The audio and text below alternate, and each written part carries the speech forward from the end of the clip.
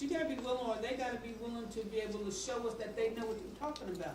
Are you out of debt? Do you, what's the steps you take, They gotta be willing enough to, and, to be open to people asking them questions about their personal stuff. See what, a speaker comes, because I don't like speakers coming in, and giving them money for something that we already got in-house. Right. But that will draw people, because people think, okay, they know what they're talking about. Right. But Yeah, now you make a very good point. So if you know your own culture, if you don't value what's in the house, don't ask them to serve. So that speaks to a culture issue to me. Yeah. You have to value what's in the house. You understand what I'm saying? You have to value what's in the house. Now, do I have to have a debilitating, have to have been healed from a debilitating disease to pray for your healing? no. I don't, right? No. If you are sick, if you're sick and you ask me to pray, you probably aren't going to ask me, how many diseases have you had? Right? Yeah, because you trust the Spirit of God for me to pray. In the same way, we have to be honest and say, why do I feel the need to have all of this information? And since we're getting ready to break for lunch, Bishop stepped out, so I can't even ask him. So Matthew, can I be straight? Can I? Marshall, Matthew, you know what? I always do that too. Marshall, can I just go ahead? In Bishop's stead, you giving me permission. Because I don't want to ask my friend. I don't want to ask my friend. As people of color, we have a tendency to be willing to submit to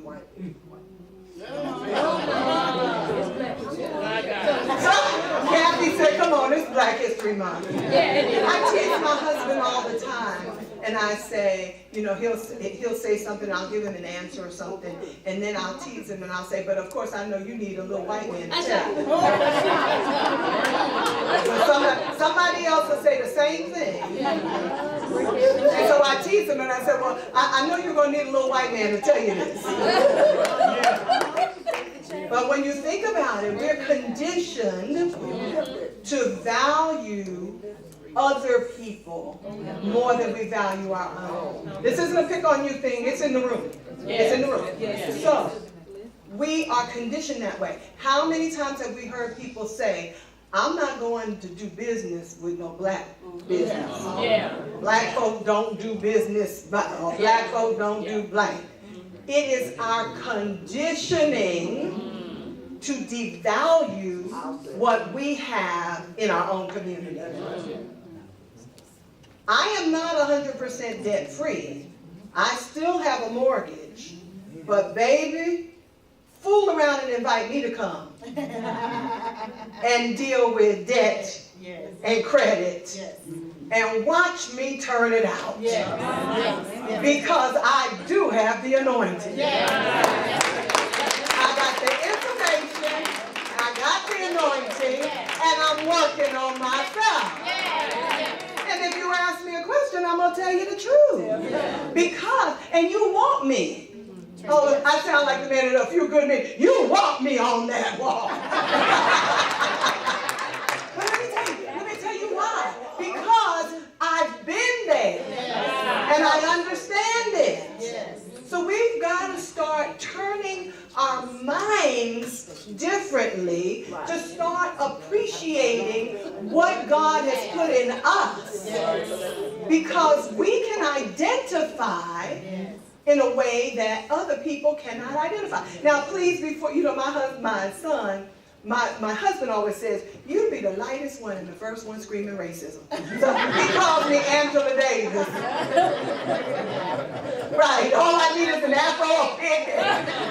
Yeah, but that's because I've watched us as a people devalue ourselves so much when we have so much. So it isn't about paying someone, because New Covenant, I'll be honest with you, we're a generous church. We're an absolutely generous church, and we don't really care. We have had African Americans come and teach. We've had whites come and teach. It doesn't matter. All we care about is we got the goods. If you got the goods. But we have also been very good about identifying what's in the house. And hear me in this, because I want to make this clear, because we talk about spending money. When we use people in-house, we pay them. Yes. Because that's another issue. We always want the gospel hookup.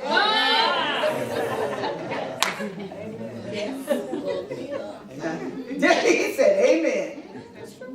So that's one of the ways that you start learning to value what's in your house. Y'all do know I didn't come for free today, right? I love you. This is like second home to me. But this is my job. This is my job. And y'all getting way more than what you paid for. Can we just be real? Can we just be real? You didn't get administrative resource consultant's normal fee. No, you did not. All right? So, but the point that I'm making is you value what's in me for whatever reason. You know, maybe it's because you know the ministry that I come out of or whatever. But there are people who are right here among you who are to be valued as well. And the way you show them that you value them is you come and take advantage of the information and you treat them well. Yeah. That's good. Some of y'all look like, ooh, let's eat, because she's getting ready to get on the roll. Yes, ma'am. And then I'm going to speak up as one of Sister Centero's students when she gave a class at Mustapha at least 10, 15 years ago. She's very transparent, very good in that ministry, and we have a few people that I know of in this fellowship who are not only debt-free, but mortgage-free too. Come on. So the gifts are in the house. That's it. That's it. That's it. That is it. That's it. You don't ask a person a gazillion questions when you want them to pray for you. And the same way, we have to learn. You have to value the gifts that are in the house. You have to. I was just going to say, I think the overarching issue is really having prejudices in the church. Absolutely. Did you all hear what Dr. Lockett said? She said the overarching issue is having prejudices in the church. And we do. We do. We can't separate. Yeah, we can't separate. And the truth of the matter is different is just different. Different is not bad. Different is just different. Yes, sir. Just want to say, Brother Marshall, he did the Dave Ramsey thing years ago. He took about for couples. But when I talk about the accountability and discipline, my wife and I, we're debt-free. Mortgage, cars, everything, except for credit cards, and we pay them off each month. Yes. So the plan that he prevented to it. But she's very frugal. I'm spending when it come in. But over these 20-something years, I've adjusted because she holds me accountable. Yes. Yes. That's and it takes that discipline. Yes. And you all are like probably every other couple. Generally, there is a spender and a saver. That's why it's good. It's a good mix right there. It's a good mix right there. You know, because sometimes the saver will save everything, and you know, roll out the bottoms of your shoes. The spender wants to buy 18 pair of the same shoes. So you have to come together. Yeah. And I was going to say lastly is that Mrs. Cetera have talked, and I know God is going to move in that area. She comes from a business perspective, and I mostly come from biblical. Yes. I have trusted God, and He has relieved me of $87,000. Come on. $87,000. That's awesome. You know, it's one thing to be debt free, And it's another thing to live how you want to. I Yeah. believe you can have both. Come So on. Yeah. I can go on my vacation. Yes. I can have the car I want to drive. Yes. But I'm gonna do what God says to To do. do. So I have my tithe 100%. I can Yeah. faithfully say that I am 100% tither. Yeah. I am 100% offering giver because I believe that as you sow into God's Yes. house, He will also sow into Yes. yours. So then you will get that wisdom because He says He will guide your steps. There He you go. will say, Shannon, that's not smart to do. Yes. Even if you can afford to do it, That's it. let you try this. That's exactly And right. that way, so that when I'm not present on this earth anymore, my children are well taken care of. That's My it. husband is well taken care of. That's But it. as I sit on this earth, I'm gonna enjoy the That's fruit. exactly right. That's exactly right. Yes, yes.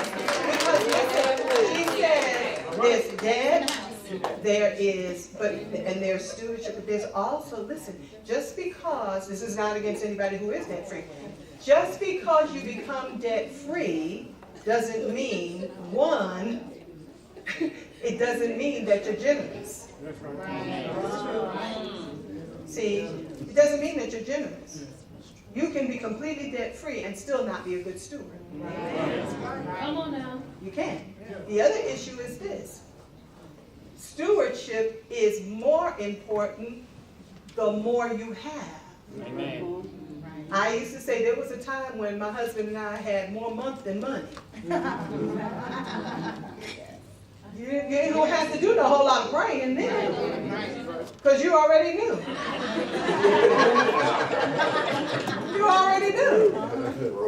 But as the Lord began, as we remained faithful in our giving and everything, and as the Lord began to give us the wisdom to do what He wanted done, I find now I have to be even more sensitive to the Spirit of God because I have money. You understand what I mean? Because just because you can buy it doesn't mean you should buy it. All right. All right? So y'all have taken me down that road. Don't think for a moment that I'm not closing this thing out with stewardship, because I am. So, we've had a chance to talk about a couple of building blocks. The building block of, well, really not a bunch, but the intentional outreach. I want to spend some time now talking about the building block of excellence in ministry. A couple of things that I want to make sure that we're on the same page about. When I talk about excellence in ministry, I'm not talking about perfection. Excellence is not perfection. Perfection causes stress, because it's impossible. All right. Excellence is doing the best you can with what you have. And I remember a gentleman coming to our church years ago, and he said this, and it never left me. He said, excellence is an attitude before it's an achievement. All right. It is not so much what we're doing, it is our general attitude toward what we do in the house of the Lord. And so, really, excellence is going above and beyond what's customary when we're performing our tasks. Excuse me. And there are a couple of places that we need to be thinking about this. In the worship experience, in visitor follow-up, wasn't that one of the ones we talked about? Also, in member care and in discipleship. Now you might say, well, I thought we were focusing on loving God, loving people.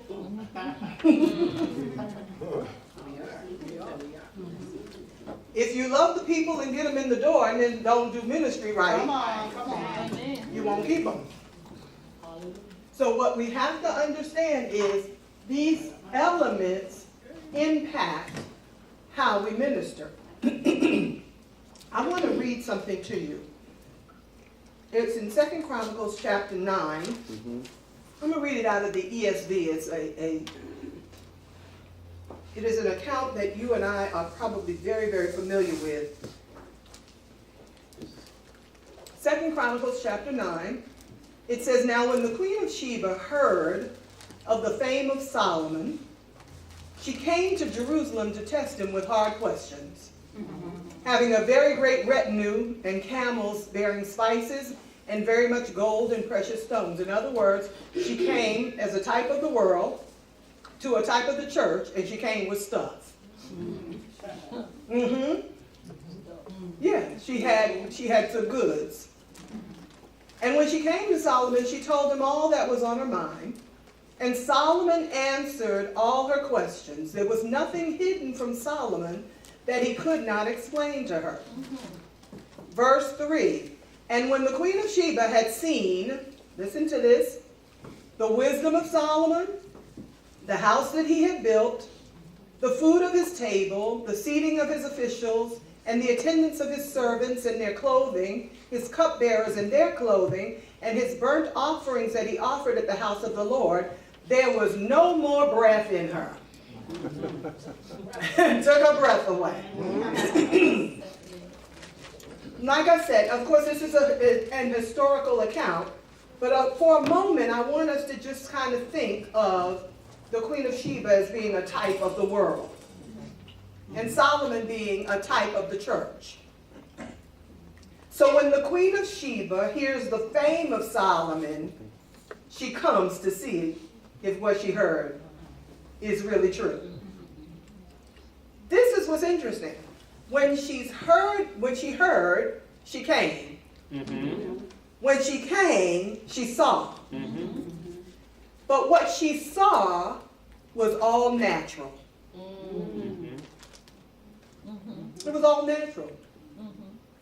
She saw the wisdom of Solomon. If I were making a parallel, I'd say she saw the wisdom of the senior leadership. She saw the house that he had built, which for us would be the quality and the maintenance of the facilities. She saw the food on the table.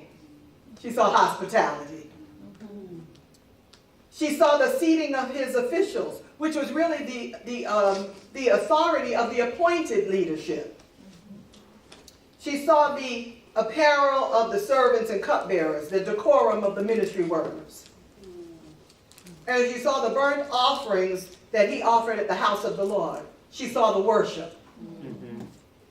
And when she saw those things, there was no more breath in her.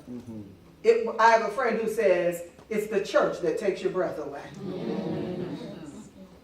I mentioned that and I read that to you because many times we forget that the world has hard questions. And when they hear of Bible Way Ministries, they're going to come. But the question is this: when they come, will what they see take their breath away?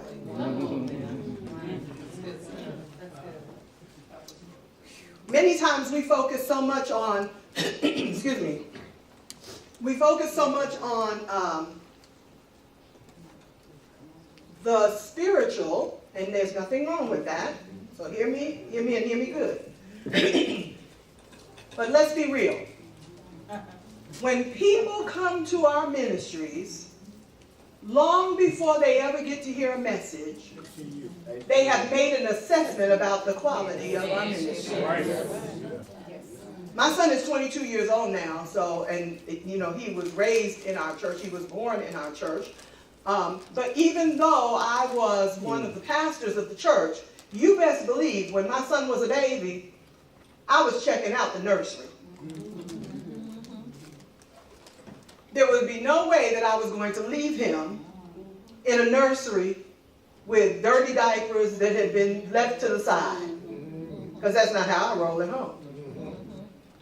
When people come to the ministry, they make assessments about the quality of the ministry based on natural things. And I hear you already. That last chomp of your sandwich, and you said, well, they should be making spiritual decisions. Well, the Bible says, first the natural, then the spiritual. Look at somebody and say, she knows her Bible. First the natural. They are going to make assessments on what they see. So, a clean building evangelizes even more than a track. Clean bathrooms are speaking loud. Isn't that real? our facilities, whether or not we start on time. All right. All of those things are speaking. Listen, when they come on the grounds, listen, I always say the most important preacher in the church is the parking lot ministry.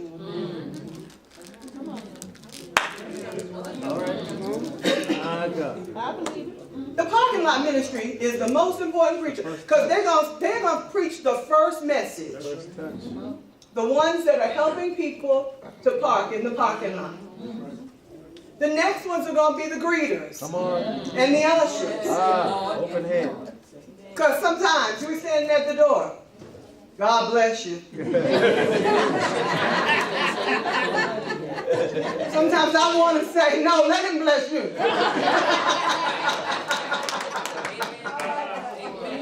You ever go to those churches, you want to say, no, I'm good. I'm good.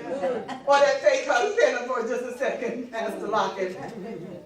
Praise the Lord.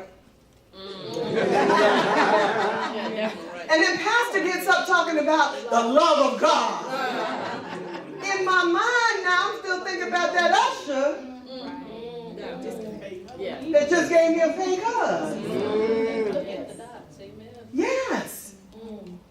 So many times we're thinking we're overlooking all of the messages that we gave the people before they heard the message. Somebody gave an example, I think, from this team, talking about when we bring in the children and they don't look like the way we fix up our children. So do you recognize that 20 years down the road, there could be somebody who's got a call on their life, but now they're scarred because they remember I remember when I was a little girl, and they brought me to that church, and how the ladies looked me up and down because I wasn't dressed well. Come on. It is very real. It is very real. So we've got to kind of take our heads out of the clouds and start thinking, what is the presentation of our ministry preaching? The worship team is up. And everybody know you didn't rehearse. I told y'all I was born in Brooklyn. Y'all know I ain't scared, right? and please, Pastor will tell you, I know nothing. We haven't talked about anything. So if anything jump on you, it's the Holy Ghost. I promise. I don't know anything. I'm just talking about things that we experience in church. You teach in Sunday school and you miscommunicating or misunderstanding the scriptures. No. You're not under persecution. You cannot open your mouth and he will fill it for you. No, you should have studied.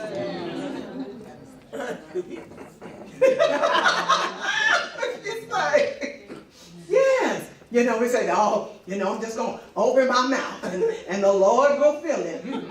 Hold that for when you're being persecuted for the faith. Because that's the context. That's the context of that. But what he expects of us is that we have prepared ourselves to do the ministry to the best of our ability. All right. Again, not perfection. But we have prepared ourselves. If I only know 2 verses, I'm going to memorize those verses, study those verses, and I'm going to work those verses out. Amen. Are you following me? So we've got to make sure that our worship experience is not fighting against the very witnessing that we've been doing. The other thing is this. We've got to have visitor follow-up. I know that was another one. Now see, the slide is here. Y'all know I didn't make that on lunch, right? So I couldn't have known that. But that's one of our places of misalignment. It's got to be visitor follow-up or follow-up overall. I found something in something called Pastor Mentor, PastorMentor.com. Listen to these statistics. To maintain your current size, you'll need 3 first-time guests each week for every 100 regular attenders. That's just to maintain your current size. That's not to grow. So sometimes we get so excited about coming to church, and it never occurs to us. Who have we invited? That's right. And they got silent. Oh, I'm a leader in the church, child. I'm trying to get there to do my ministry. We ought to be leading the way. 3 first-time guests every week for every 100 regular attenders. And to grow, we need an average of 5 first-time guests per week. I didn't understand it at first. My husband used to, he would, if I would, let's say for instance, we have 3 services in 2 different locations. And so if it would be my Sunday to preach, let's say at either one of the locations, he would say, when we got together in the afternoon, so how many visitors were there? I'd be like, I don't know. You know, I wasn't paying attention. He said, well, you need to pay attention. Because if nobody new is coming to visit, nobody new is going to be able to join. You know, you're right about it. Mm-hmm. But 5 first-time guests per week. Listen to this. The average church sees 6 to 10% of their first-time guests return for a second visit. 25% of their second-time guests return for a third visit, and 35% of their first-time guests become regular attenders. But average churches see 6 to 10% of their first-timers, 6 to 10% of their first-timers become regular attenders and stick. That's not a lot. So if we're only getting 6 to 10%, that means we need to be increasing the pool. Y'all ain't working with me today. Yeah. What I'm saying is that when they come, we got to do more than just have them stand up and clap. I don't know what is your process when first-time visitors come? What do you do? Huh? Somebody say, get up and give them a hug, all right? That's what we do. We have a reception afterward, okay? Y'all must know I'm digging for something. What else? Do they receive a brochure? Huh? Do they still receive a brochure? Yes. Who's that talking? Oh, there you go. I heard a voice and saw no one. So she was asking, do they still get a brochure? Yes. They get a brochure. They get a CD, a brochure, They get a CD, a brochure. And we have a team that goes in and talks to them, tell them about the church, see if they have any prayer concern, thank them for coming, and see if there's anything that we can do for them as a ministry. Wonderful. Okay. Anything else? Are we missing anything? But always tell them I'm glad to have them. The sheet is placed in the box. I mean, they Yes. fill out something up front. There you go. Fill out information up front, and that information goes to the ministry room, and so that we can know who they are. And then that sheet goes back to the box of the secretary. There you go. Yes, sir. Capturing information. When do they fill out that? When do you get their information? Come in first. When they come in the vestibule. Now, if they miss the first part of the church, they don't get any. I mean, if they don't come in the front of the church, they don't get anything. So, but when they come in the front of the church, they, the greeters are to have them fill out this information. Perfect. Okay, But if they come in any of the other doors, which we got other doors. Yes. That doesn't happen. Gotcha. but if they come to the reception, Reception. we get the information there. Right. So, we got all the pieces for visitor follow-up. Might I suggest a slight tweaking? What is it that you know they absolutely will get in the sanctuary? Program. They get a program and a hug, but they get nothing, they don't get the CD or any of that stuff while they're in the sanctuary. I'm sharing this with you because it was something that we discovered and we changed. Because we were kind of doing the same thing with the visitor follow-up, the reception and all that, and it occurred to us, the issue is if they didn't come in that door, or if they came after, 'cause I know y'all don't have this issue, but the saints in Lithonia, they operate on different clocks. Yeah. No, they come on Africa time. They're in a different time zone altogether. Yeah. So they could come at all kinds of times. Now we only have one particular time, and obviously you can't do this all throughout the service. But what we discovered was there are too many doors to come in, so we were running risks of missing visitors that way. People come in sometimes at a later time. So we started looking at where in the flow of the service we could greet the guests. We do hug them, but they get the CD and that gift in a packet at that time, before we hug them, and that packet has the card where we ask them to fill out their information. Then we ask them to, it's a perforated card, they're left with the CD and the little greeting. We ask them to drop the card in the offering basket because we were missing them in the reception, we were missing them at the doors, but so we had to start thinking, where's the best place to grab their information? Because we don't really, I shouldn't say we don't care, but we don't care whether they come for the cookies or the punch. What we want is the information so that the team can now call them or follow up. So we send a letter, and then there's a call to them. But so I would suggest whoever's involved in that area of ministry, assimilation, sit down and sit down together, the whole assimilation process, and think from the moment a person visits for the first time to the time that they become a member of the church going through new member orientation. Get everybody in that stream and start thinking about how can we collaboratively close up every gap so that we know that irrespective of what door they come in, doesn't matter whether they go to the reception, we have a tight visitor follow-up. Because the budget won't grow without people. Let's just be real. And people won't come unless we prospect. It's amazing how we know all these things in business, but we start acting crazy when it comes to the church. Anybody in here in sales? I'm not. Oh, okay. So you have to have leads and prospects, don't you? Yeah. Part of your job is creating leads and prospects. Because if you don't get any leads and prospects, you have nobody to sell to, do you? We have the best product in the world. We got the gospel.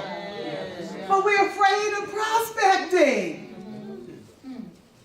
So I really encourage you, sit down, get everybody, like I said, get everybody from the front door through to graduation from new member orientation, if you have that.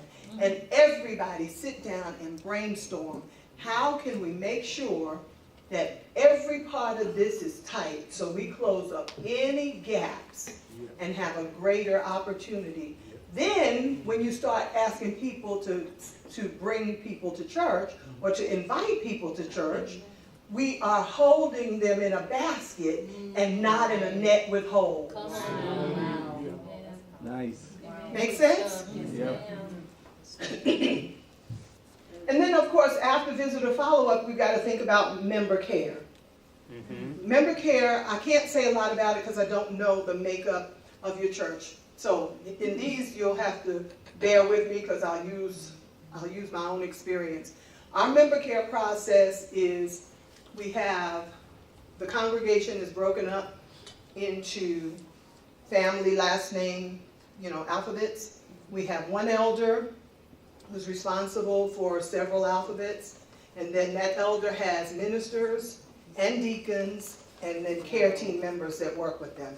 And it is their responsibility to care for, shepherd, help us shepherd that segment of the congregation. Now, what they're responsible for is what we kind of call touches, life touches. So obviously first touch. So when a person joins the church, then somebody from that member care team is making contact with them within 24 to 48 hours. And then also, not only after first touches, but then life touches. You know, life happens. Right. This is the one thing I found in our church. You may not have had it, but in our church, I found that we were much better in what we call crisis touch than we were in life touch. Amen. So somebody dies, we right there. We know how to do that. You know, somebody's in the hospital, let's run and do that. But we were missing life touches. Somebody just had a baby. Somebody had a birthday. Somebody got a promotion. That's how we create that community that you were talking about. But if all we do is touch them when they join the church and wait till they have a crisis in the church, there's no opportunity for us to have community. So somehow we've got to build systems that help us to get to know people and recognize stuff. Now back in the day, we could send birthday cards, and we used to. We just bought a bunch of birthday cards, and then that we decided, well, we'd do better to just kind of design our own cards, and we would start, you know, they would send the cards out. But then after a while, as the church grew, that got to be too challenging to do. And so now we have been talking to the elders about the possibility of them doing like a quarterly newsletter to their teams and just highlighting some things. And until that's built, we kind of do it more organically. So if I hear of somebody who just got a promotion, I'll generally shoot it to one of our admins, and she holds them all together. And then every so often we'll send out an email, and we'll talk about somebody's grandmother, somebody's mother had their 95th birthday, and we have a picture of mother with her 95th birthday and her flowers, and somebody else got a promotion, and somebody else had a baby, and you know, they send it out, and you don't have to send it to the whole church. They send it to that group. We also ask the elders periodically, have some kind of a fellowship where your people, you know, where you get to see your people. Now, everybody's not going to come. Something that we're working on now is what we call, I called it Fresh Eyes, a Fresh Eyes Friday. Just a Friday when we would invite people who had just joined the church within the last quarter. Because you need to be able to hear people who have a fresh eye. How many of you would admit, after you've been doing what you do for so long, it's hard to see it any differently. And sometimes you can just become energized in your ministry, your area of ministry, by just hearing some other people's opinions. I know y'all don't have this problem. I'm talking about New Covenant. You know, we start complaining about we can't get no volunteers. And, oh, nobody's working in this area. Oh, what's going on? And then you get somebody else who comes in and says, oh my God, the ministry is like a breath of fresh air to me. Periodically, you need to be in a position where you can hear that, because without it, you start seeing the ministry through the issues and the problems and the challenges of leadership, and you forget the very thing that drew you here before you were a leader. Making sense to you? I know I'm fighting against the sandwich, but I'm going as fast as I can. So member care. And then finally, discipleship. I won't even go into all of this, but other than to say that there has to be a strategy from moving people from consecration, from conversion to consecration. There's got to be some strategy for that. It's not going to be enough to just say we've evangelized, or we've gotten them to the church, and we followed up with them, and they became members. But really, once they become that, can they become fully devoted followers of Jesus Christ? What is that process? most of the time, let me say this, because most of the time what we're more concerned with is when will they become workers.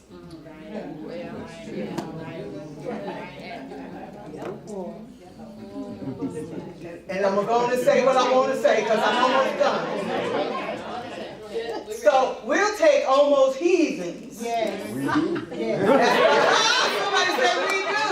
Thank you, Bob. Let's tell the truth and shake it up. We take heathens as long as they'll come and do the work. Tap your neighbor, say something's wrong with that. Something's wrong with that. Something's wrong with that. Don't you dare tell me that it doesn't matter how you live. I'm coming to leadership in a minute. Yes. No. We are in the business of discipling people.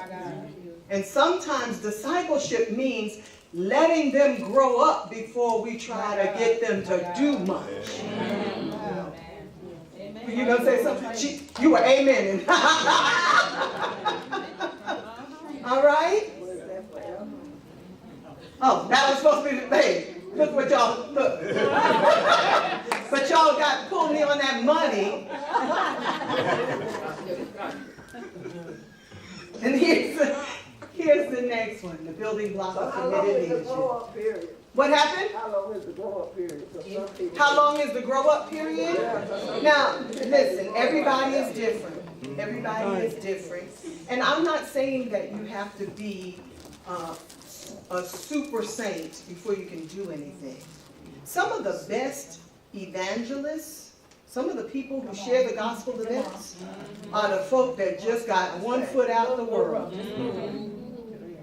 Because they on fire because they just got snatched out the fire. Yeah, they are. Some of them, and I wish you hadn't asked me that question because now I'm getting ready to go on a soapbox. And what happens is we want them to have all the world dust off them before they can do anything. And so we keep them so long that we snuff their fire right on out. So there's something that everybody can contribute. But what I'm saying is we have to be responsible and not be more concerned with bodies than we are with people coming to maturity in Christ. That's what I'm saying. All right? But man alive, you know, sometimes those new fresh saints are just absolutely on fire. Let me tell you another group that's absolutely on fire. And you better be careful, because if we want Bible Way to continue and to thrive the way God intends, we're going to have to be ready to turn some of this stuff over to younger people. Amen. The word of the Lord is in these young folks' mouths. Yeah, I know she's looking at me like, who are you talking about? I've got children. But I ain't telling you how old I am, but for she could probably be my daughter. That's where we have to be putting investing our time.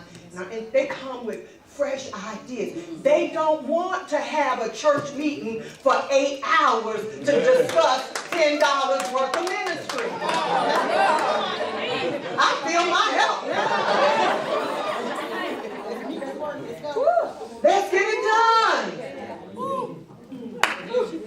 Amen. We gotta get it done. We gotta have 14 forms and a prayer meeting. And by the time we get finished, they say, forget that. Let me go to a church where I can work out my soul salvation. And if we're not careful, we're going to find ourselves the great church. You know what I'm saying, right? Where we're all touching retirement. Along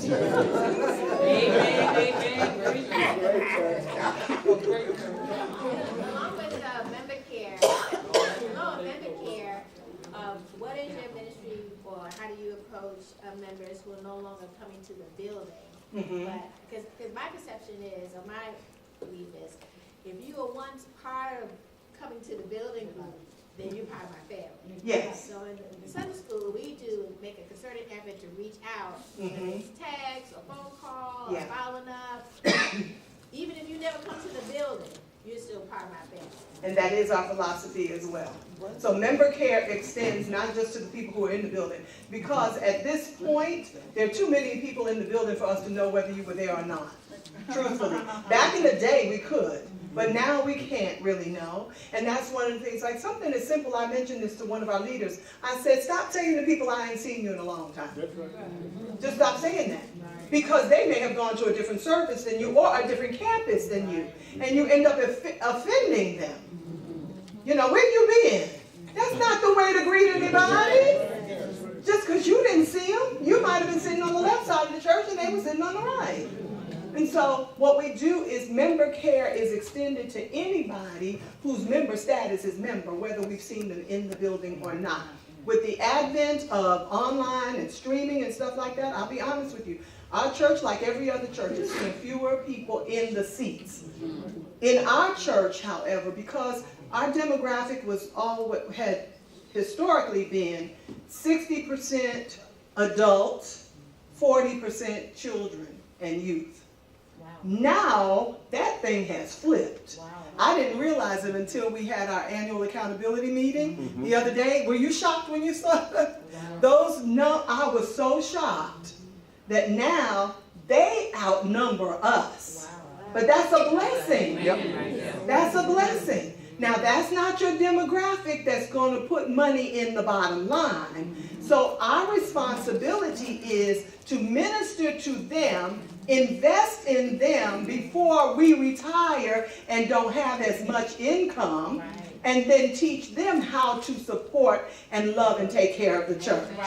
You see? So yes, you're absolutely right. You have to take care of all of them. Now, having said that, I will say that I have to find a better word for it, because every time I say purge our membership rolls, I think about a movie that people told me about. I've never seen it, but from what I understand, it is not good.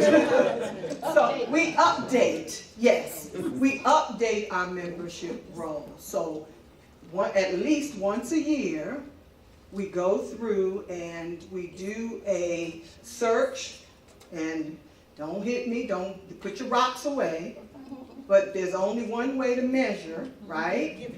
Thank you. So if your member status equals member, or your member status equals member Covington, and your giving for the previous 12-month period is 0, then you come up on that list. Then it is further adjusted to say your age is 21 or older, because you know that we might have college students or whatever. We pull them off. So now everybody who's left, we then send that list to the elders and the member care team, because they may be aware of a person's situation. It may be that they know that somebody is out of work, or they may know that there's some kind of sickness or something, whatever it may be. And we ask them, are there any exceptions on this list? If there are, let us know, highlight those, and send it back. When we get that list back, then we send our beautiful "Where You Is" letter. That's our "Where You Is" letter. And we fix it up. We fix it up nice. But basically it's like, issue is or issue ain't. And if you're somewhere else, God bless you. Be a blessing where you are. If you're not, find a church. And if we don't hear from you within this length of time, we will presume that you no longer want to be considered a member of New Covenant Christian Ministries. Amen. Letter goes out. And then based upon the response, and believe it or not, you get a lot of people who say, oh no, I'm still a member. And if they say that, we honor it and we leave them. But if we don't hear from them, or if they say, I'm no longer a member, then we take them off the rolls. Because my husband he is just a stickler. He said, I can't stand those evangelistic numbers. Not evangelistic, evangelastic. So that's something that I would strongly recommend, if you don't do it already, to make sure that you do an update of your membership records so you know who your members are, and you know who you're caring for. All right? That was a long answer, but it wasn't good. So now, let's talk about committed leadership in our last little bit of time together. Just because I always say words mean different things to different people, let's make sure that we are defining things the same way. When I say committed, committed means to pledge or engage oneself to a position. It means to bind or obligate oneself to a task or responsibility. Right? Oh, I was looking, I thought somebody was taking a picture of that. I am. Oh, sorry, Pastor.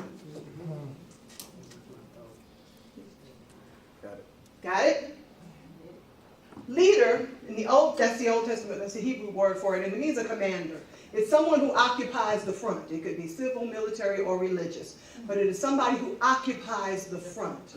So when we talk about leadership in context, there are a couple of influential people in the leadership genre who define it.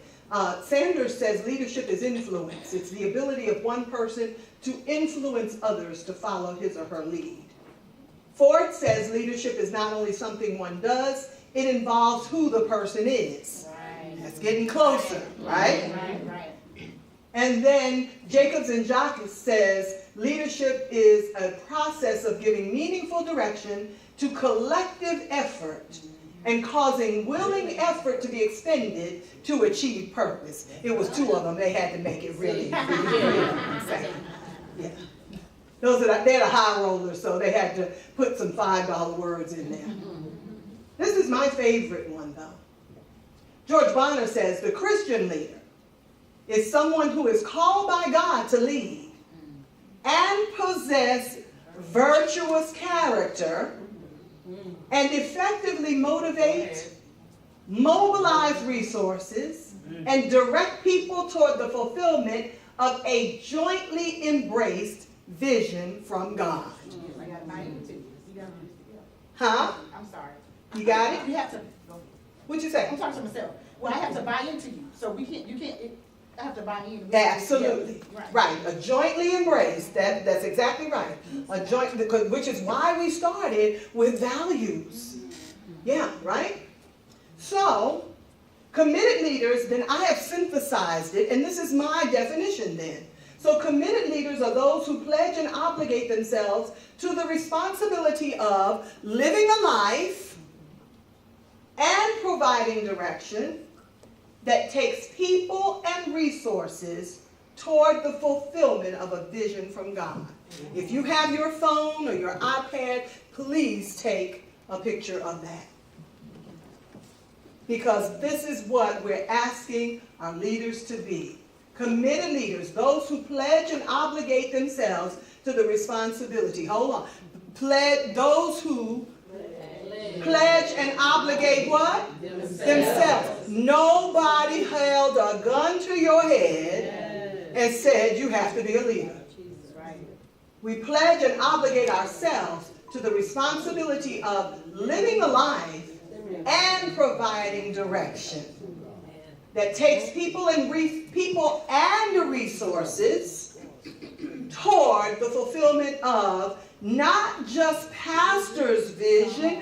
It is a vision, it is God's vision. He's God's man, and God has given him his vision, and now as leaders, it's our responsibility to take our skills and ability and our lifestyle and bring that vision to pass. We're all good with that? Yes.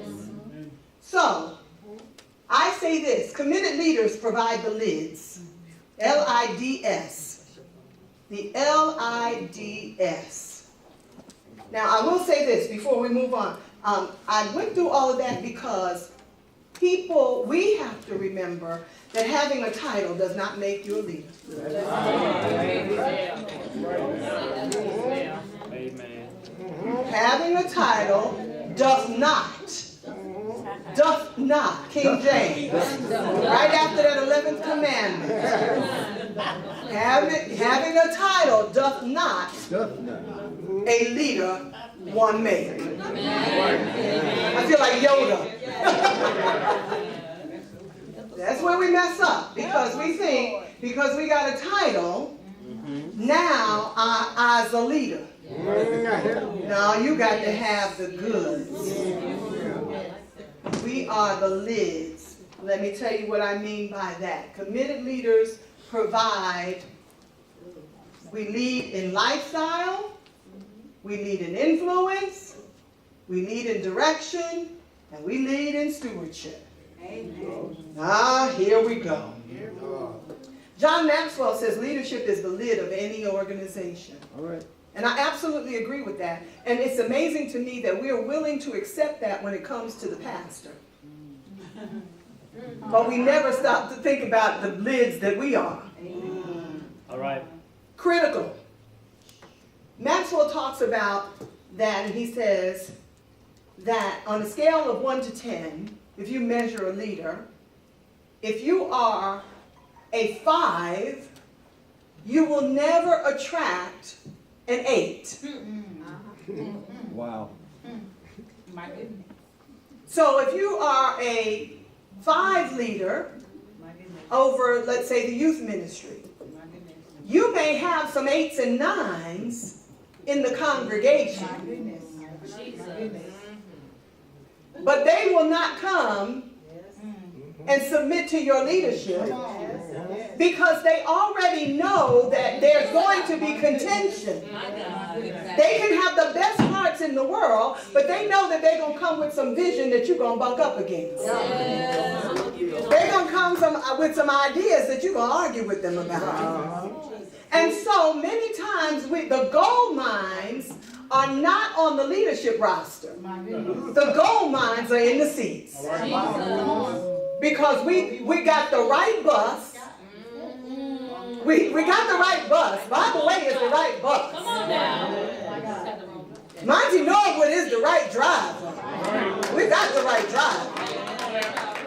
We just got we got people in the wrong seats on the bus.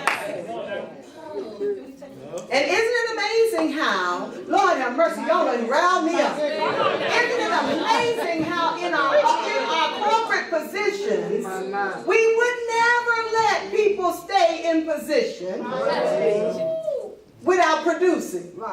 But in the church we say, well, we're just going to pray about it. I'm going to pray as I find you a new place to serve. That's what I'm going to do. Come on, Pastor. Because as long as we have the wrong leaders in place, we will never attract the gold mines that are in the pews. And in the words of that great theologian Forrest Gump, that's all I got to say about that.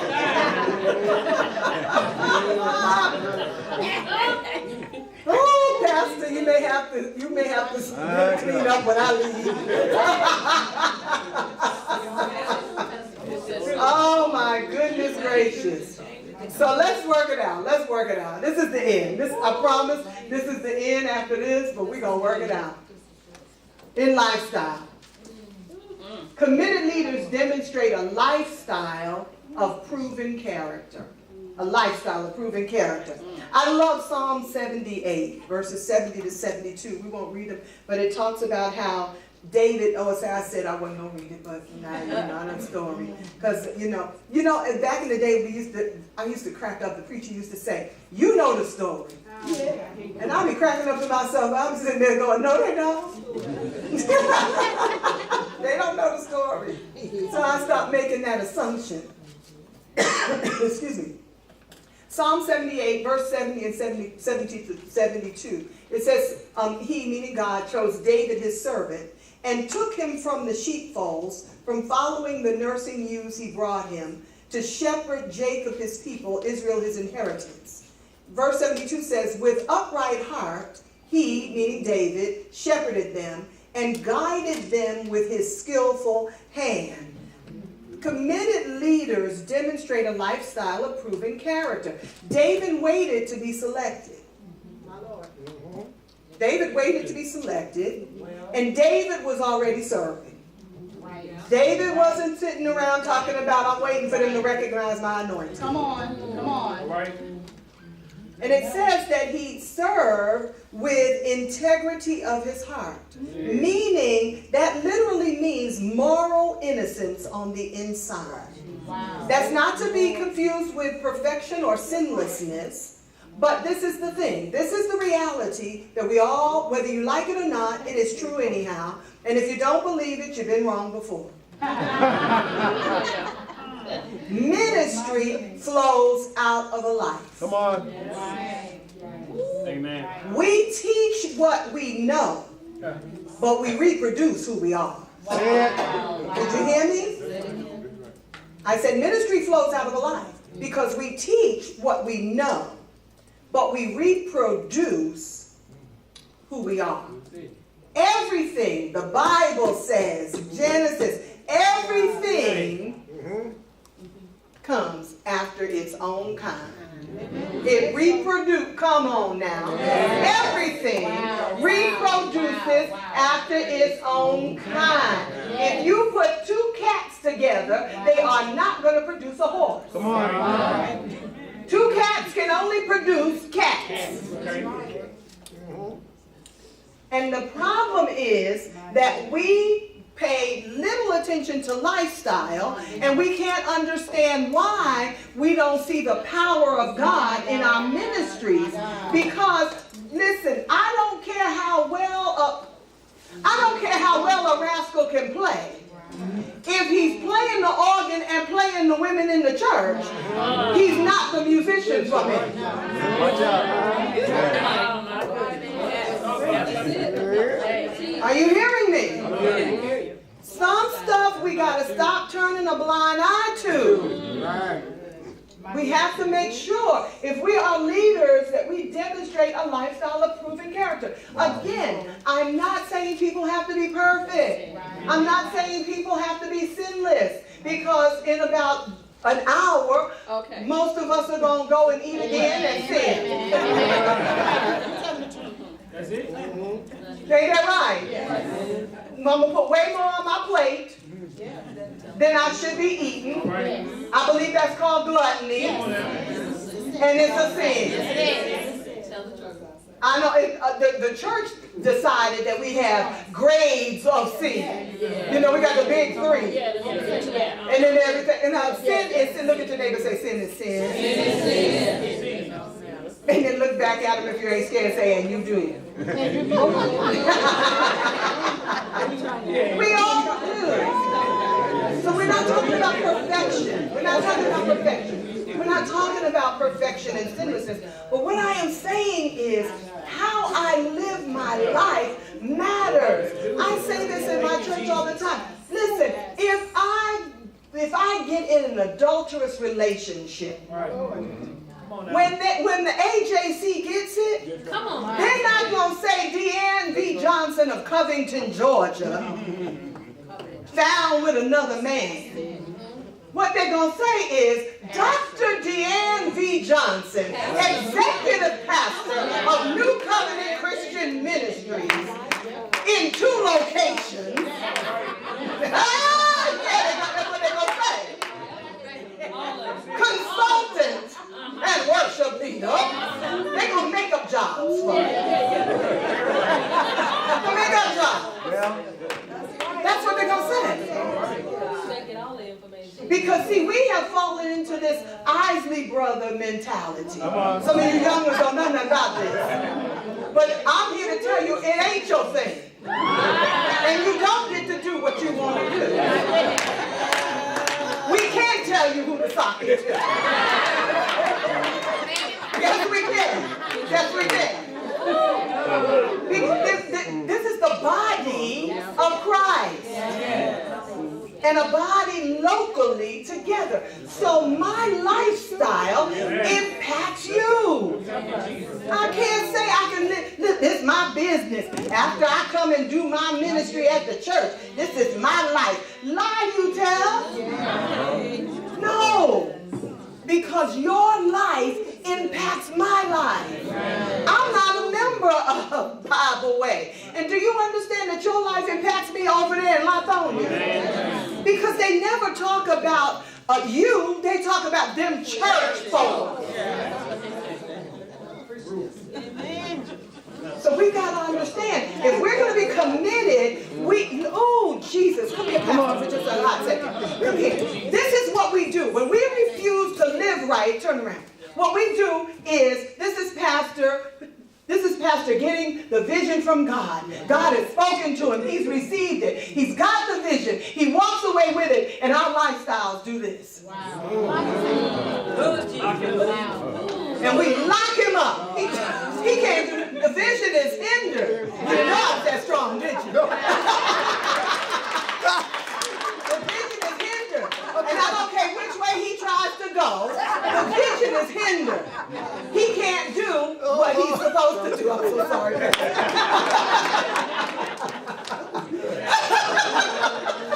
could have got out of that, Pastor. I could have showed you how to get out.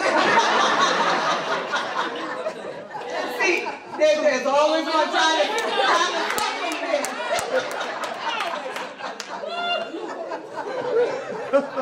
yeah.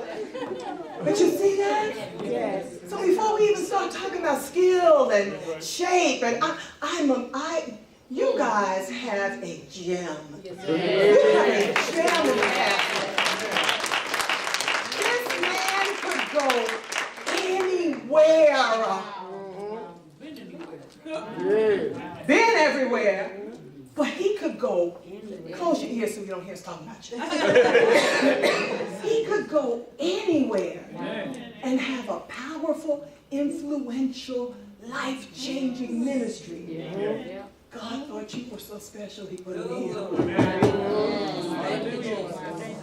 So we don't have the right to hinder what's on the inside of him because we won't live right. Living right, getting along with each other. Stop this foolishness, grinning in each other's faces, and then get on the parking lot and talk about each other like a dog.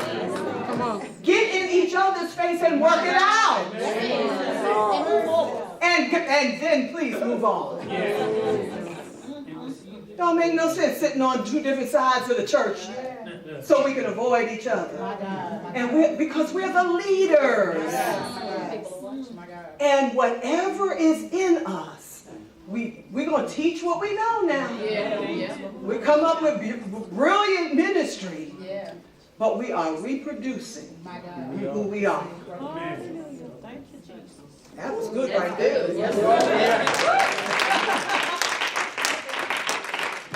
And committed leaders embrace and support the vision. I didn't even think about that one. I should have done that one then. We embrace and we support the vision. Hear me in this. Would you look at somebody and tell them, there is a vision, and there is a visionary, and you're not him.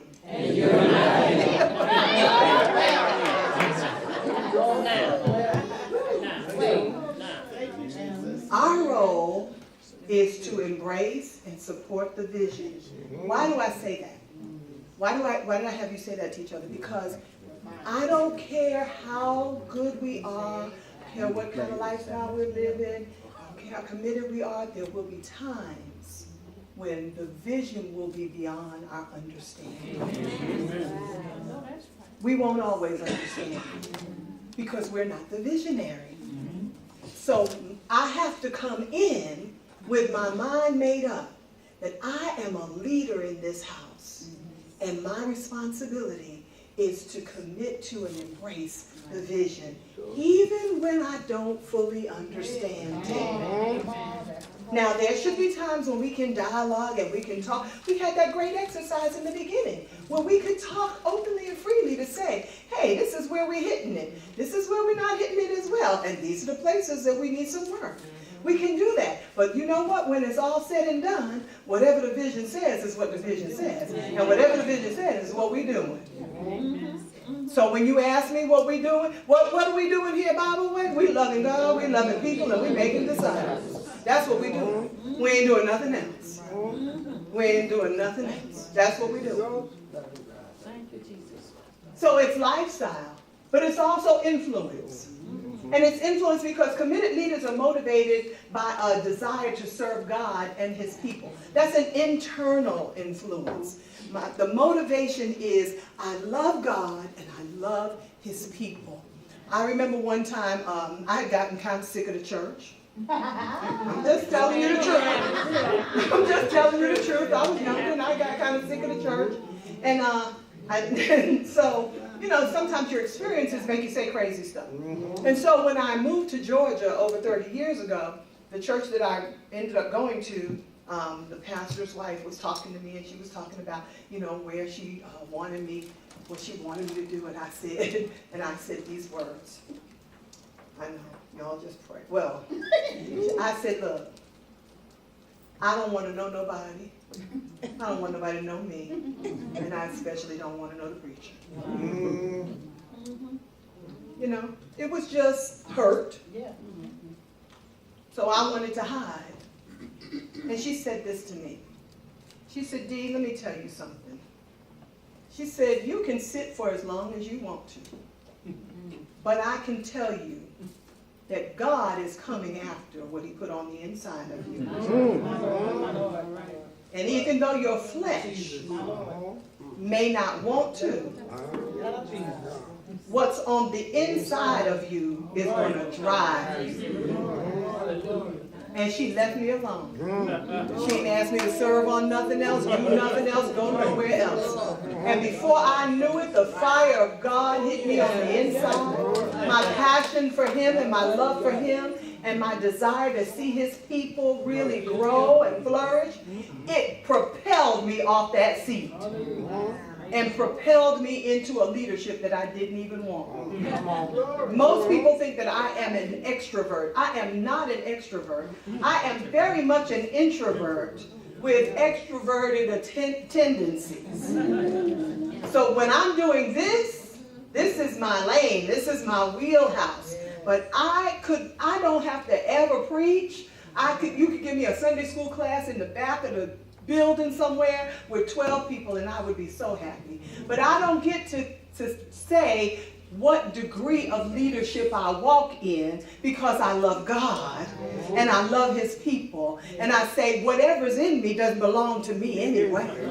So God, whatever you want to do with it, I'm yours to do with what you desire.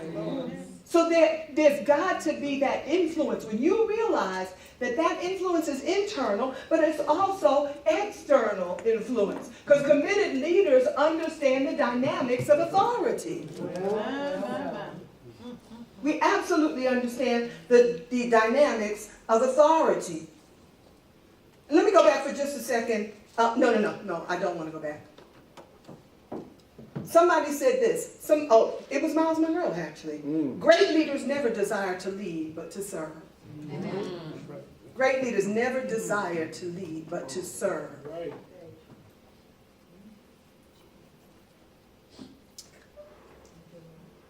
Thank you, God. Thank you, Lord. Listen to me. Committed leaders have to understand the dynamics of authority. Authority can only be received. It cannot be taken. Do you hear me? Mm-hmm. Authority can only be received. Do you remember when Jesus, when I think it was the Pharisees, I can't remember, it was one of them C's. Pitiful you C's. They had Jesus at the temple, and it was the chief priests and the elders, and they were saying to Jesus repeatedly, they kept saying, by what authority? That's right. Do you remember that? Yeah. By what authority are you doing these things that you're doing? It's replete with by what authority? Because even though they were wrong and hard, they understood that in order for him to do anything, he had to have received some kind of authority. And then not only do we receive authority, but then we have to learn how to respond to authority. People under authority, generally, they look for and they respond to being placed under authority themselves. Remember Jairus? You remember Jairus? When he asked Jesus to heal his daughter? And he said, I am a man of authority. I call one to come and he comes, and I call another, he goes and he comes. He says, so all you got to do is speak the word. See, because I understand authority. I understand authority. Yeah. I've received authority, so I know how to respond to authority. I don't have to pump myself up and tell nobody all the letters behind my name because I understand authority. So, and why am I saying this? Because if we're going to be leaders of influence, we've got to grow past just being able to receive authority from above us. No, I'm getting ready to. Because you know what we do. When Pastor asks us to do something, amen. Praise God. Yes, Pastor. When another leader asks us something, come here. Bring it in. I'm sorry. Don't be sorry, because you're right. No, you are so right. Did Pastor say that?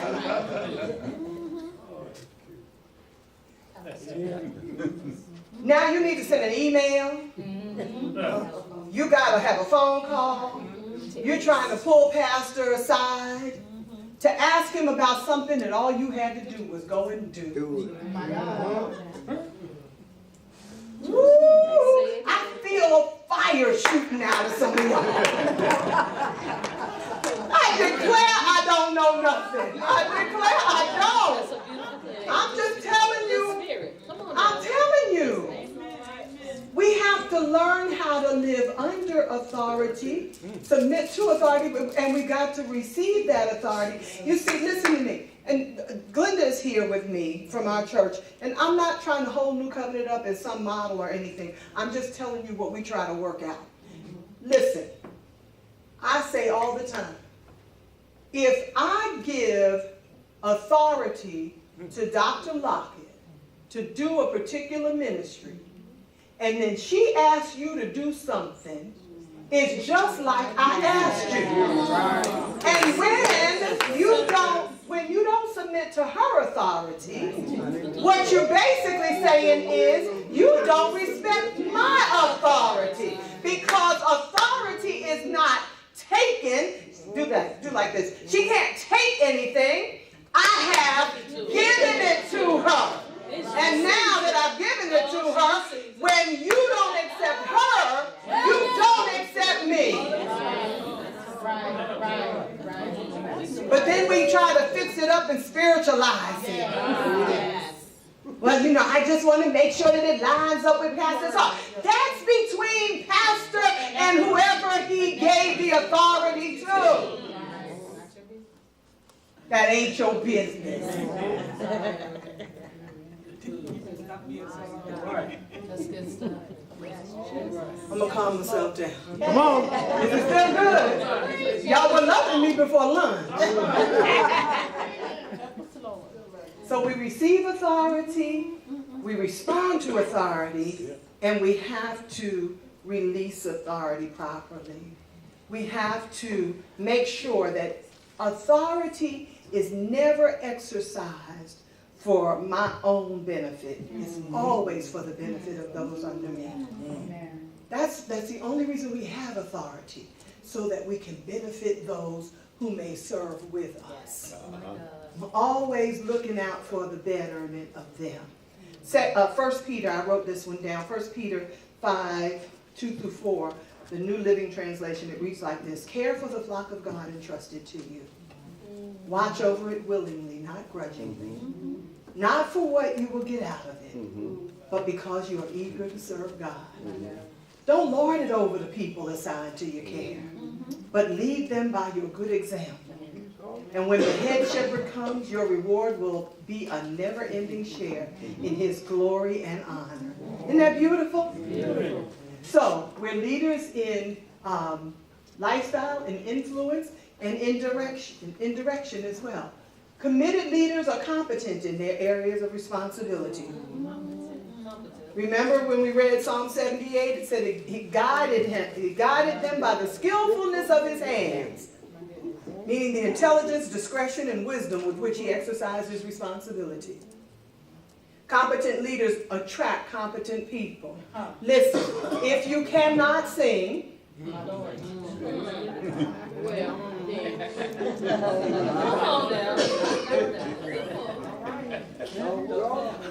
I'm going to have to break up a fight on the second row right here. She's talking about your singing ability, ain't she? No, she said throw them over there to the ushers. Oh, and you over the ushers? Right, they always trying to send y'all somebody that can't do nothing, right? Sis, I'm going to help you. Get them back. Let me tell you how to get them back. Because you get some ushers that can sing, and they mean as snakes. Sing to the choir. But competence. We need to be competent. I'll never forget when we first started talking about having auditions for the worship team. Baby, you would have thought that we were trying to take Jesus out of the church. Folks got mad. But this ain't some, we ain't trying to sing for Beyonce. Bouncy. No, you singing for Jesus. And we're going to need you to do more than be able to carry a note in your pocket. We're going to have to be able to manifest that thing in a microphone.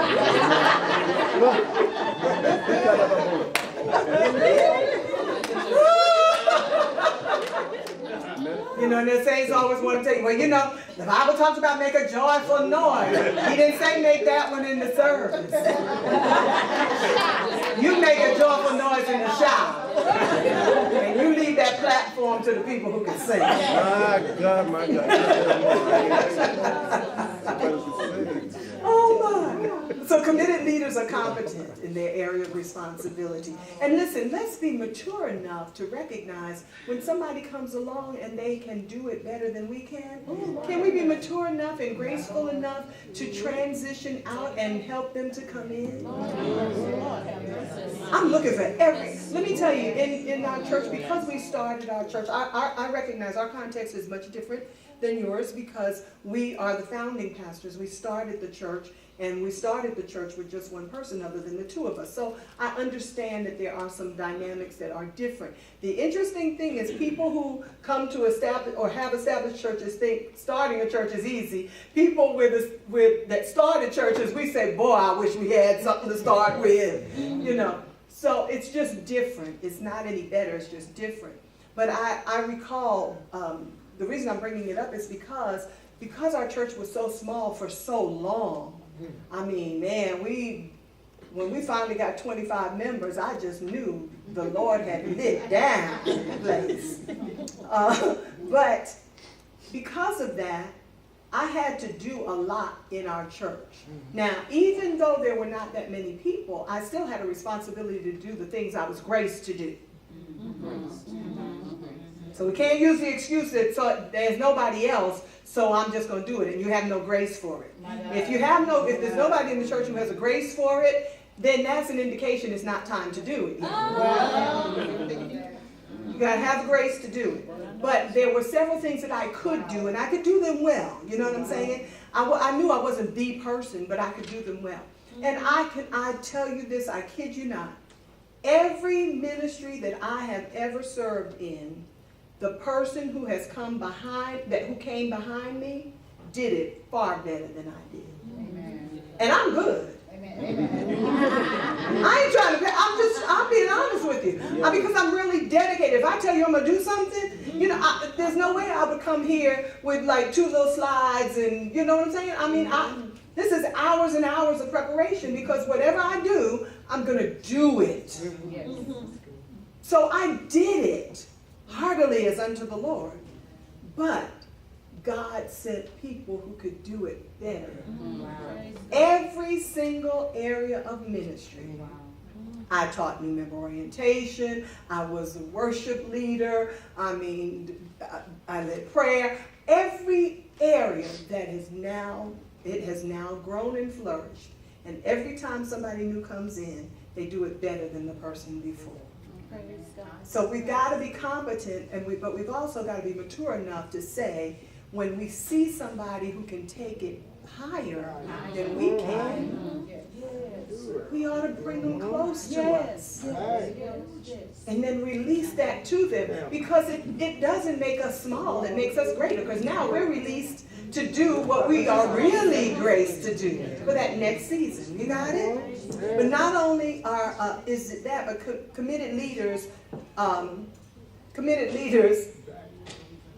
value shared leadership. I needed my glasses. We value shared leadership. You remember in Exodus, I love Exodus chapter 18, where Jethro talks to Moses, and Moses tells him about all the things that God has done, and he's all excited, and Jethro looks at him, watches him sitting there all day, you know, tending to the needs of the people, and Jethro says to him, the thing that you're doing is not good for you. Come on now. But this is what blew me away. He said it's not good for you or the people. Come on. Now I understood it's not good for Moses, because how would you as believe old Pastor Moses had about 1 million people in his church. Right. Moses had the first mega church, you know that, right? Moses had the first mega church. And, can you just imagine that you are person number 9,999 in the list? You don't get no prayer. You ain't gonna get no prayer. Mother said you just ain't gonna get no prayer. By the time you get up to the front of the line to see Moses, you done forgot what the problem was.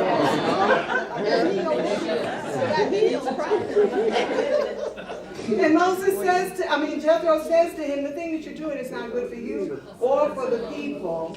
I believe that he said it's not good for you, Moses, because he knew that was wearing Moses down. But I believe another reason he said it wasn't good for the people is because it didn't give the people opportunity to exercise the gifts that were in them. Right.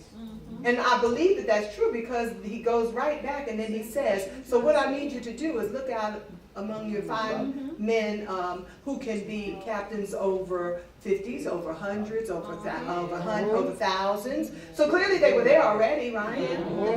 He says, and then you let everything go to them, and then the heavier matters they will bring to you. So we've gotta be willing to work, committed to and value shared leadership. We talked about you can't work in a silo. Sometimes what is I call them delegation killers. The reason we don't delegate to other people is, first of all, it's the inability to let go. And you know what we say? If I don't do it, it won't get done. But somebody just added, but that's it. We say, if I don't do it, it won't get done. But what we really mean is, if I don't do it, it won't get done right. Right, because we think our way is the right way. Or it's insecurity about our personal value.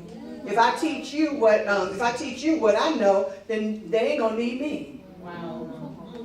So we would rather hinder the vision than get our lives together. Come on now.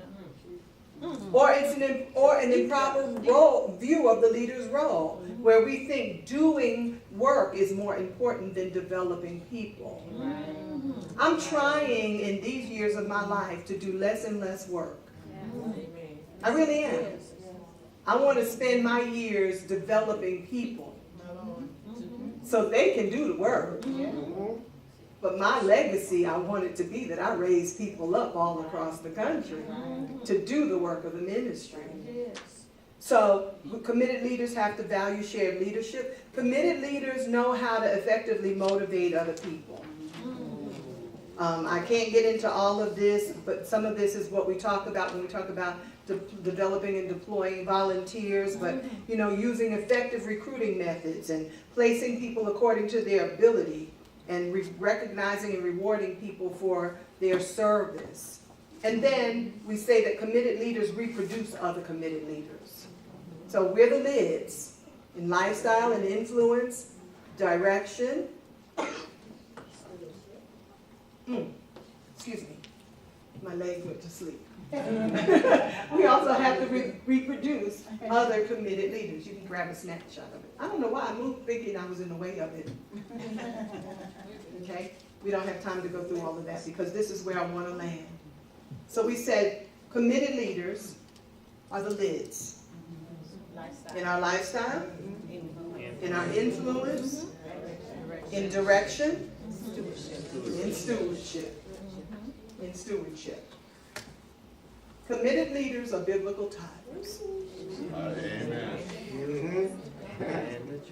I'll sit back down and listen. Now notice I didn't say tithers. I said biblical tithers. Because saints are creative.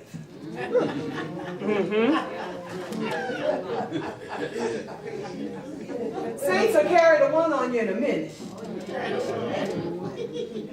Y'all, we come up with new math. So just in case there's any confusion, when I say biblical tithing, wait, let me back up. Let me back up. Before I say anything about this, let me say this. Stewardship has little to do with money. I know you don't believe it. Stewardship has very little to do with money. It has everything to do with your heart. Did you hear me? It has very little to do with money. And thank you. Mother said that's what the word said. Come on, Bible scholars. It requires a steward that a man be found faithful. And I'll give you another one. Matthew 6:21. In the King James Version. King Jimmy, 1600.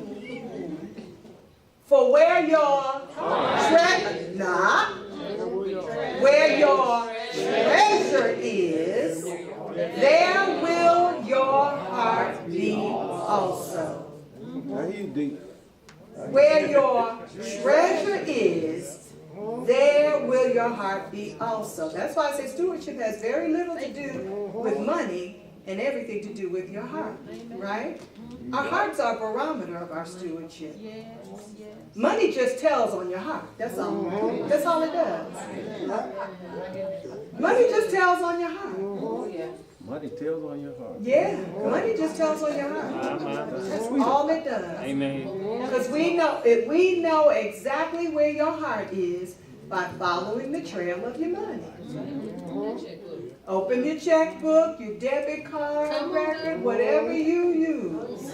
Amen. It's an indication of where your heart is. And if you don't believe me, take it up with Jesus. Because he said where your treasure is. And I love it. I don't, the Basic Bible in English says, for where your wealth is, there will your heart be. You say, why do you bring that up? Because sometimes, you know, before that he's talking about laying up treasures in heaven where moth don't get to it and rust doesn't get to it.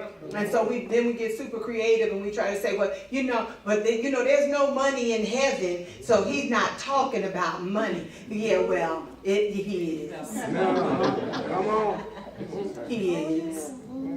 Obviously, there's no ATM in heaven. We're not depositing the tithes and offerings into heaven. But what he is saying is, what you do with this mammon here is an indication of where your heart is. Simple as that. So I really wanted to establish that with us first. Because then when I say committed leaders are biblical tithers, I say biblical because we tell off on our hearts by some of the creativity that we come up with. So, it's interesting, if I ask you what is your annual salary, you don't tell me the net. You tell me the gross, right? Because that's your salary. That is your salary. You don't bring all of that home, but if I say to you, I have a car lot, and they are willing to give you a car according to your salary, it will determine which car you can get. When you get out there, you're going to be adding up your check. Baby saving. The baby saving. Mother said you're going to add in the baby saving, the Christmas club, and everything. But when it comes to the house of the Lord, we suddenly want to get confused. So, just so that there is complete and thorough clarity, when I say biblical tithing, I am speaking of, because the word tithe means what? 10. In Greek or Hebrew, it means a tenth. And we bring the first tenth of our income, which is the gross. Woo, it got quiet. It's still true. It is still true. The IRS does not withhold on your net. Somebody said the government takes theirs first because they know they can't trust us to give it to them. God is gracious and He just trusts us to bring it. But if we are leaders in the house of the Lord, then we should be consistently giving 10% of our gross income.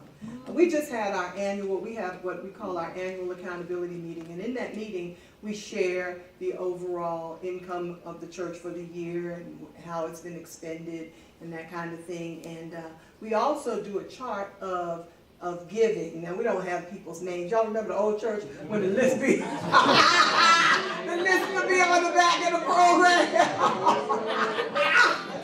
Woo! I was like, Lord, I'm so glad you delivered us. That was a mess right there. Woo, the first Sunday, everybody be running to get that. Looking on the back of the program. But what we do is we break it down and we say, if they're, for the year, contributions over $20,000, between this range, between 10 and 20, between 5 and 10, that kind of thing. And needless to say, the chart goes like this. And then when you get to under $250, the bar goes off the chart. And so while we were having our meeting, I was saying, it just kind of hit me. And I said, wouldn't it be something if God adjusted our annual income? Come on, I know where you're going.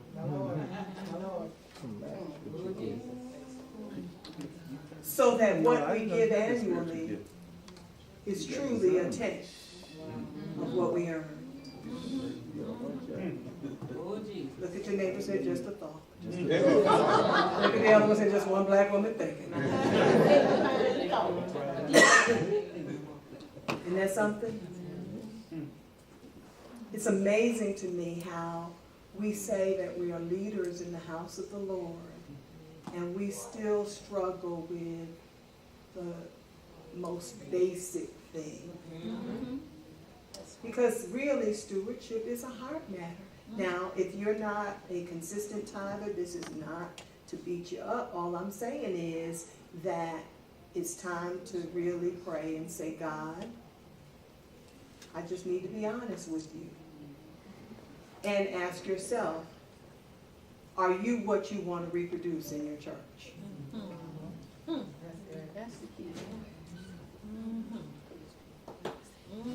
Are you what you want to reproduce?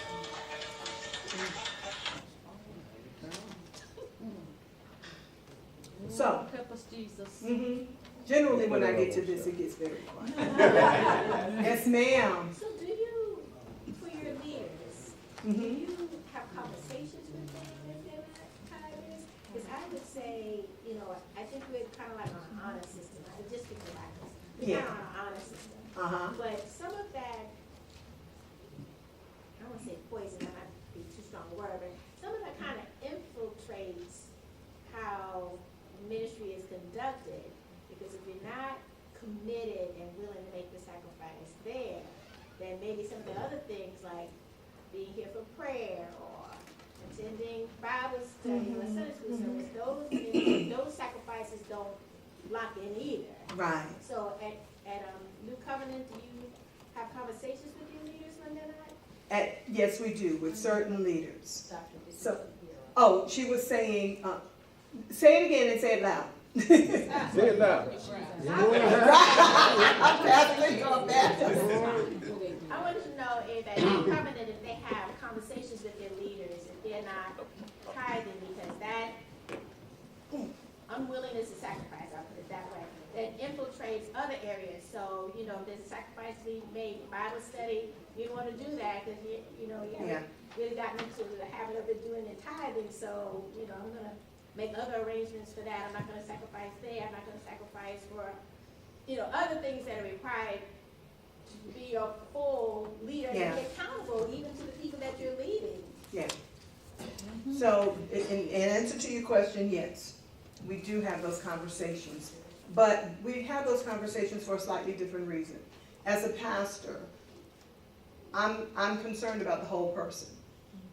And so, like we were talking about earlier, it could be that it's not that the person is not committed or doesn't want to be committed, but they've gotten themselves into a bad place financially. And I wouldn't be a good leader if I didn't ask the question, what's going on? What's going on with your life financially? Why is it that you're not honoring God with your tithe? And so I think that it is imperative to ask the question. Now, I know there are some churches that hold to the model that every single person doing anything in the ministry has to be a tither. We don't hold to that, because I'm going to be frank with you, that would mean that a whole lot of people wouldn't be doing anything. But what we do is we do regularly teach stewardship from the pulpit. We regularly offer financial management training and then we also offer financial counseling one-on-one. There are some leaders, the expectation is different. Now, if you are an elder in our church, except for you have absolutely no income at all, you must be a tither. You must. Because they help to undergird the spiritual life of our church. And just like my husband and I are tithers and givers in our church. So, I can't get up and preach and teach on something that I'm not committed to. Now, like we talked about earlier, it doesn't mean that you have to have experienced everything. But I think what makes the power I'll use myself. The power of my teaching in this area is because I know what it does. You follow me? So if an elder is going to get up and we're in the stewardship series and you don't tithe, come on. Because we what? We teach what we know, but we reproduce who we are. And so that means that certain leaders, now you're not going to be willing to really have those conversations with the people that you lead because you don't want anybody to have a conversation with you. So we can't afford for that leaven to leaven the whole lump. Amen. Now, if you're an usher and you don't tithe, we're hoping that you catch it as we're teaching, you know what I'm saying? As we're making these things available. So congregation, we're always encouraging the congregation overall, but we require it of certain levels of leaders, yes.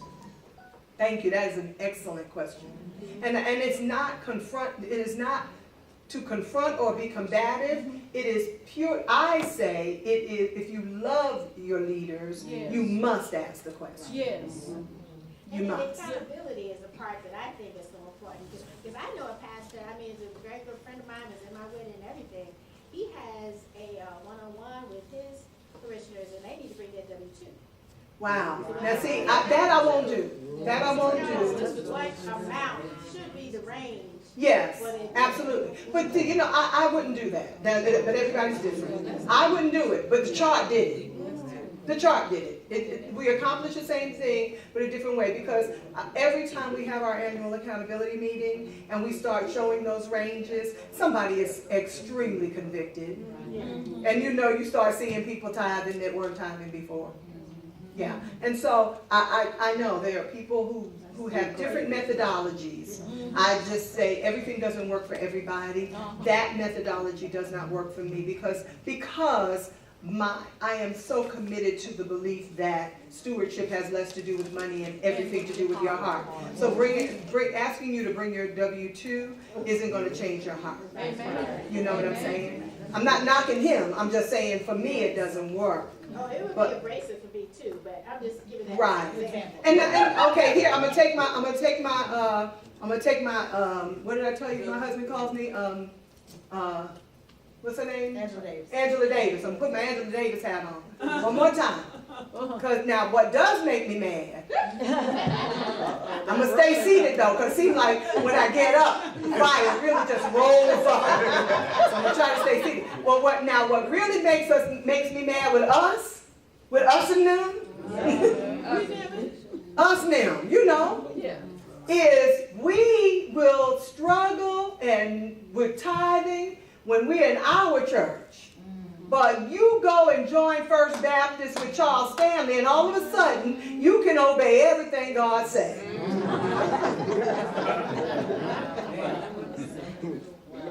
Amen. That's my last Angela Davis moment, Pastor. I promise. But I'm like, you go join, and a white pastor asks us to do something. We can make every meeting. We show up with how much money. See, because that's what they do. They announce at the beginning of the year how much they're going to give. Did you know that? Not all, but in some things.